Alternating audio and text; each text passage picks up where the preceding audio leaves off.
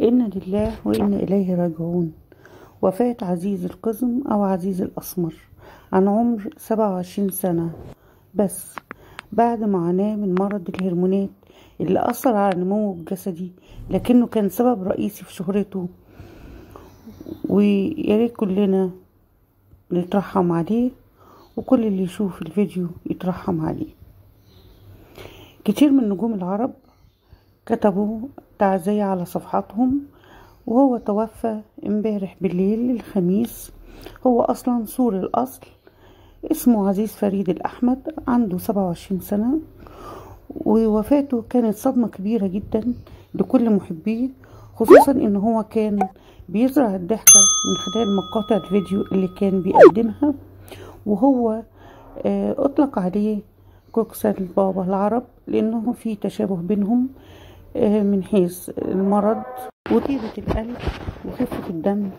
وليهم متابعين، الاتنين متابعين كتير جدا. وهو توفى ليلة أمس الخميس، وشكلت وفاته صدمة كبيرة جدا لمحبيه، خصوصا لأنه كان بيزرع الضحكة من خلال مقاطع الفيديو اللي كان بيقدمها. عزيز الأحمد عرف أيضا باسم عزيز القزم، وذلك لإصابته بمرض هرموني أدى لحالة التقزم التي أصابته وجعلت نموه يتوقف.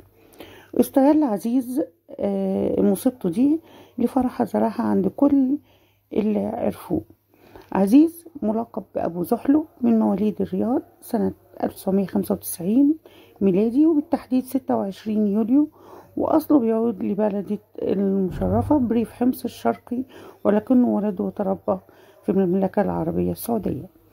أما بقى عن سبب وفاته، فرجح العديدون إنها عائدة لمرضه الهرموني نفسه الذي لم يستطع أهله أن يجدوا له علاج.